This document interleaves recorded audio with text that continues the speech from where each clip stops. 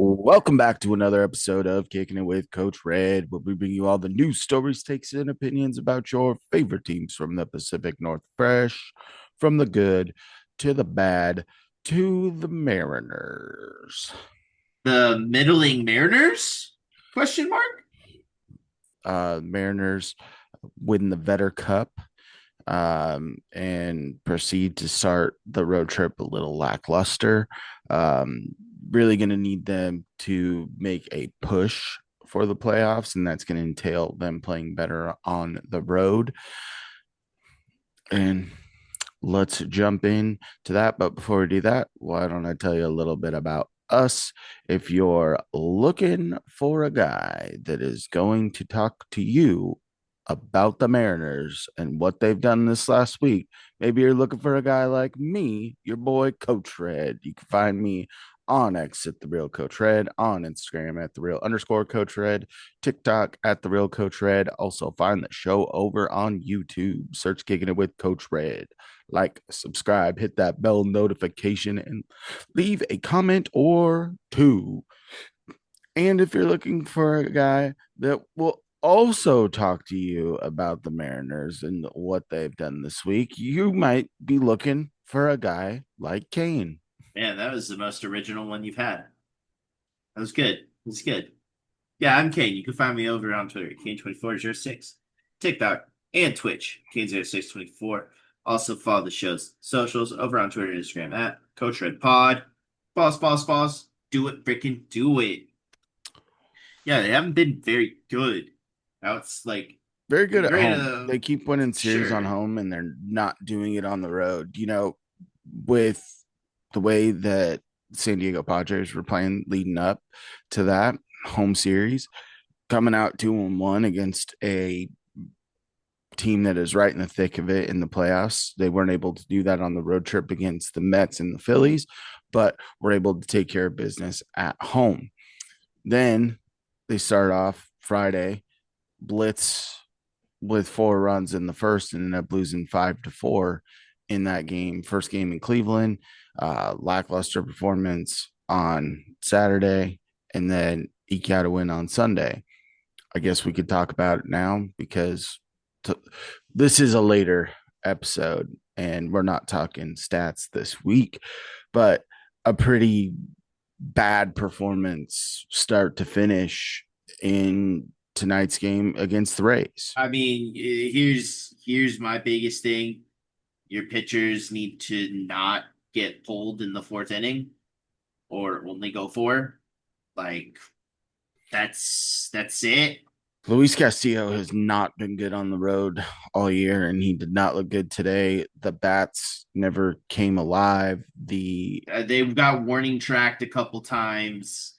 I thought the ball was going to fly a little bit better here because of minor league stadium and all, but spring training stadium with the exact dimensions of Yankee Stadium.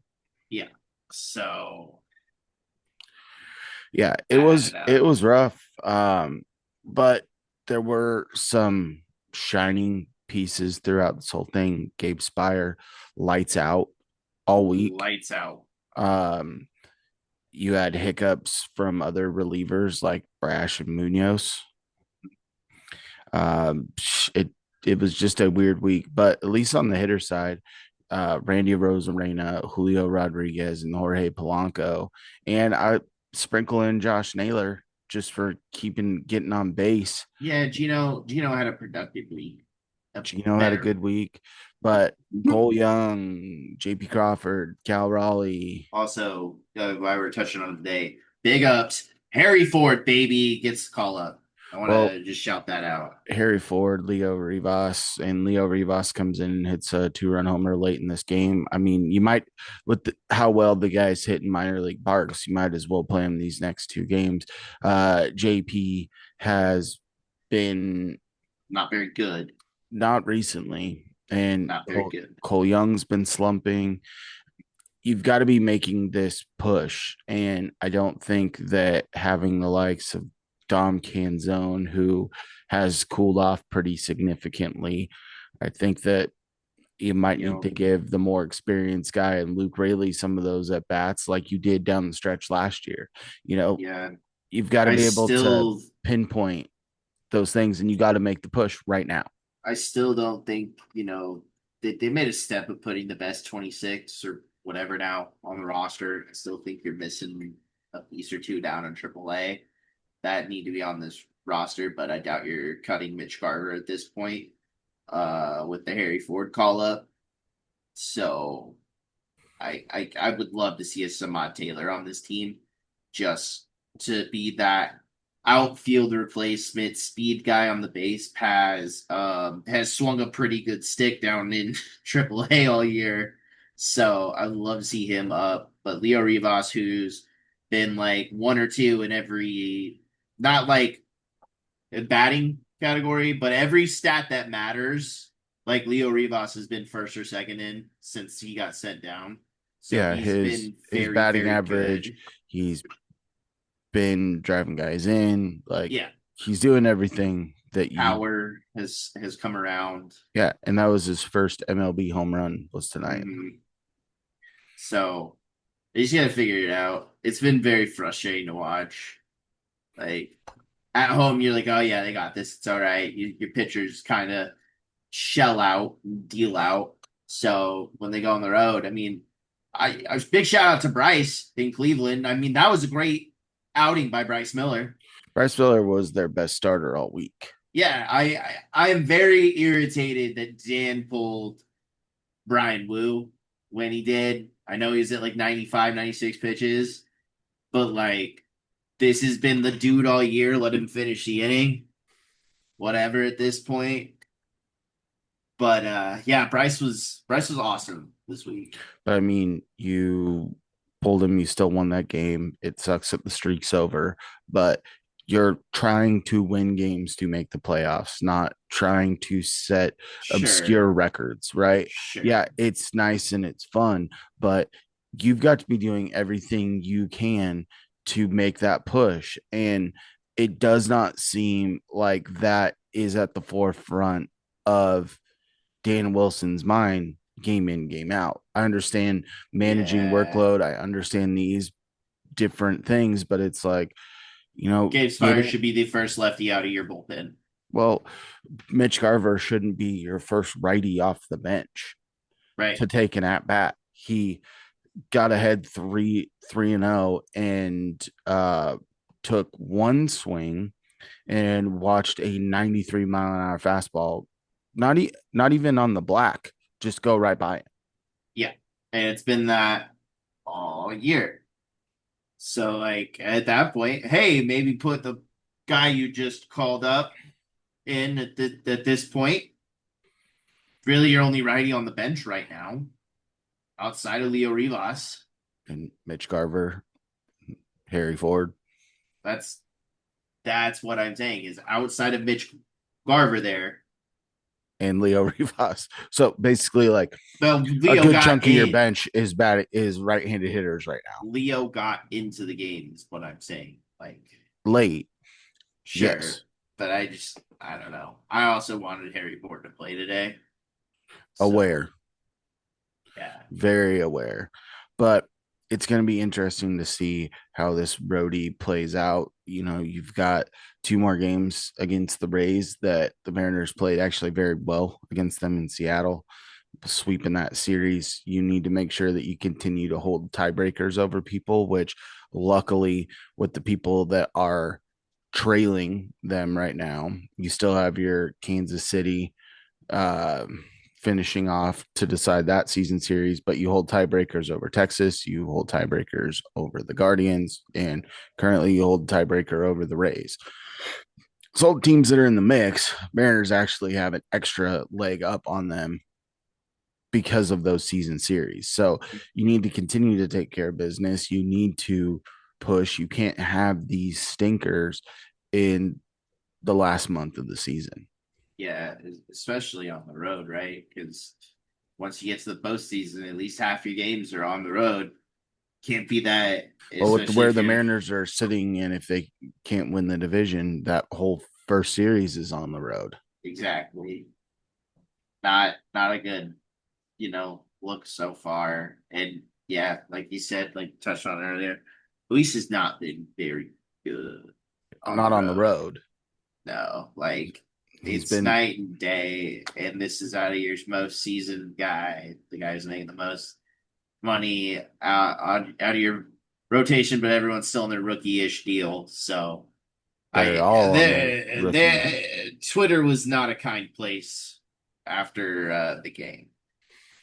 Not even during the game. It was not a fun space. No, and it's you've made you've made moves to make this team better. Hmm. Trade deadline, your call ups, Donovan Solano finally no longer on this team, wasn't really getting ABs, and Leo Rivas gives you more versatility because Hmm. Donovan Solano can play third base, but I don't think he plays a very good third base. And then Leo Rivas is a good defender at three positions in the infield, right?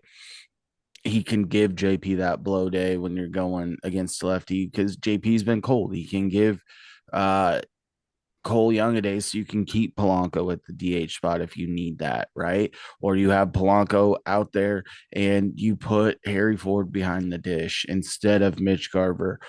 Plus defender, something that you need. Harry Ford's shown that in the minors that he's a better defender at the catcher position than Mitch Garver. It's very hard to see why Mitch Garver is still on this team. Um, you look at it, you've already paid out most of his money, so you're not really losing much. I guess the only thing No. is Donovan Solano can't join a team and go to the playoffs anymore. They had to Yeah. be within the organization by September 1st. And so Donovan Solano misses chance to potentially play in the playoffs. But I don't think that unless you're hoping that Mitch Garver it somehow reignites like he did when he was in that World Series, but he was an everyday player for Texas at that point. Yeah, and also surrounded just by everybody on that team having a career year, it seemed like. I mean, you're really going to need to see the leaders of this team push them and propel Mhm. them forward. The Logan Gilberts, the Brian Blues, the George Kirby's, Luis Castillo, Brash, Munoz, Cal Raleigh, Julio Rodriguez, Randy Rosarena, Gino, Josh Naylor. You have a mix of guys now that have had success in the playoffs, even including some of your current Mariner players, right? This team is more well versed to get into the playoffs and make some noise than they were in years past. You know, when they first made that playoff, you didn't really have anyone that had playoff experience, much of any, right? Yeah, outside of like a Carlos Santana, that was about it. Carlos Santana, I think Gino and Winker, but Winker wasn't even really playing at that point. Yeah. Frazier wasn't really on any teams that were making any noise in the playoffs. So No. you were playing kind of with house money at that point in time. Now you know what you got, and Mm. every move, especially with the rosters expanded, and there's also Ryan Bliss is on his rehab assignment. You've got Gregory Santos that is also True. gearing up, right? You need these types of players that give you special things. We haven't seen Gregory Santos and what he can really bring to the fold. We haven't seen the guy we traded for. Bliss brings you something with his ability to track down anything in the infield that's anywhere near his vicinity and Yep. his ability to go get bags late in the game. You can go get bags. You got to play on being hyper aggressive and you just got to go take the damn thing. You can't sit there and think that you're just going to win. What has gotten you here? It's been power and being aggressive and usually playing good defense and pitching, right? Yep. And the aggressiveness on the base paths has been one of the best things for this team. You got multiple guys over 20 steals on the year. Continue to do it. You've got plenty of guys that you didn't expect to be in double digits or close to double digits, like Cal Raleigh and Josh Naylor. You weren't expecting Josh Naylor to have like 13 stolen bags after the trade deadline, Right. right? Randy just got his 25th of the year. Julio's not far behind him. You can do things when Robles is back on this team. Luke Rayleigh can snag you a base. Leo Rivas, right? Mhm. Just Take about advantage of anybody the can. tools that you have. Yes. Who Yeah. did you throw out? Dominic Canzone? No, I said just about everybody Yeah, has. not Dominic Canzone. He's not No, snagging any bases. no, no, he's not. But to kind of touch on that, they it seems on the road they're way less like their approach to the plate is way different than it is at home, right? At home, they're swinging at basically everything. It doesn't matter where it's at. They're taking a hack, and most times it's working out for them. On the road, it seems they work counts a little bit, watch a lot more pitches, and aren't being as aggressive. I mean, tonight there was 3 or 4 balls that died at the track. Like Cal missed 1 or 2. Gino on the double missed one, right? Like there were many JP had one to the opportunities. track early on in the game. Right. That's the thing with the Mariners is I don't want them to blitz in the first inning because you saw that in Cleveland. They had that 4 runs. You thought everything was going to go great, and then they had 15 innings where they didn't score a run, right? Yeah. So scoring early is good, but continue to add on. I feel like I when they just get that big push early on, like if they've got a big cushion, they just feel like it coasts out the rest of the way. You got to yeah, play add on. You got to put up crooked numbers. I just would like to see more base hits.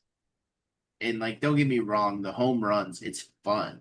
It's a lot of fun watching them hit dingers. But like I enjoy it a little bit more when the so much activity on the base paths, right? Like a single, a double, another double, you clear the bases, right? Like stuff moving like that. Home runs are awesome. It's a great part of the game, but it's just like they don't do that enough. It's like It a was like that. single and a home run It was like that is game in Boston where they had like 14 hits and 2 were for extra bases, 1 home run, and I think 1 double. And you scored right. 11 runs on the day, right? Being able to be a pest, being able to get that pitch count up. I mean, you're playing in a park right now where you should be able to put the ball over the fence. You're Hmm. going after this to Atlanta, which has been a pretty hitter friendly place as well.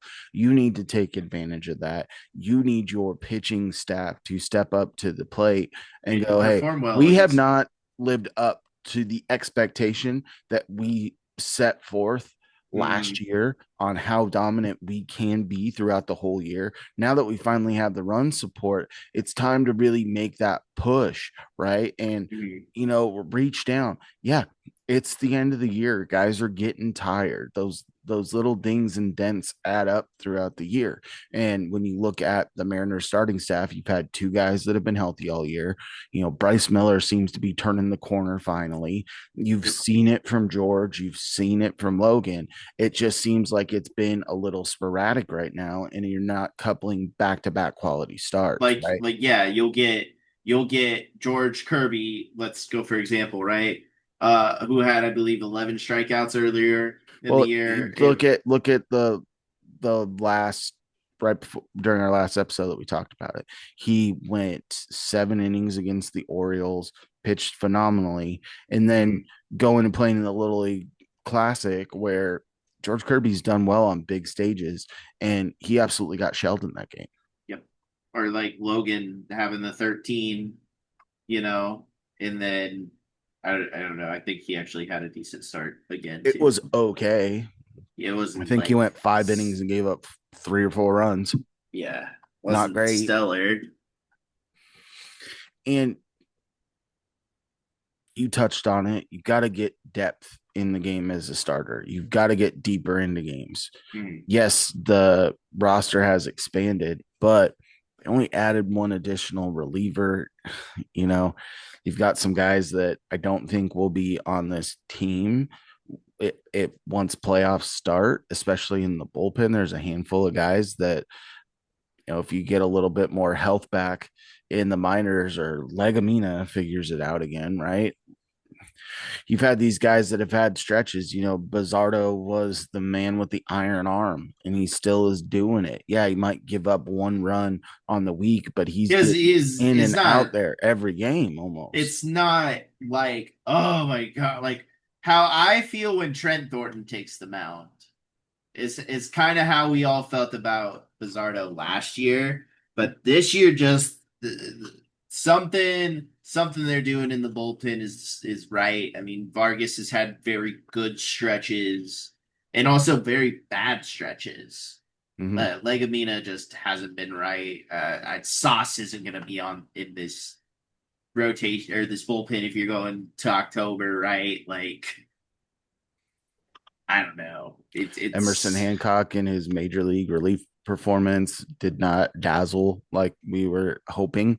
But you've got 3 more weeks basically to make this push and go take that spot. It's not going to be given to you. You got to go take it. and take the division. It's the biggest thing. I mean, that's really what it comes down to. I'd rather have the division than anything. So make it happen. I mean, it's in your guys' hands, and you know, it's not gonna be just dished up to you. You got to fight and figure it out. Pull your heads out on the road. All right, let's go over to the picks to click from last week. I believe that you had Cal Raleigh on the week, and he did hit a home run, but he didn't do anything else. Yeah. No, Um, no, he did not. Jorge Polanco, though, batted over Was 300 on the week, couple awesome. homers. He Was was awesome. he was great. I argue that he might have been the hottest and most impactful offensive player this last week. Yes. Randy and Julio were tooth and nail there with Yep. him, but Polanco really showed up over the course of this last week. So I'll take the dub there. Then when we get over to the pitching, I had Logan Gilbert thinking that he was going to roll through. I think you had Brian Wu, if I'm not mistaken. Good. Wu's outing was better, got the dub. Um, Less overall runs, got deeper into the game. So Wu will take it there. Probably win the week just because Polanco was so head and shoulders above Cal Raleigh. And I don't think that gap was nearly as close as the Wu and Gilbert No. starts.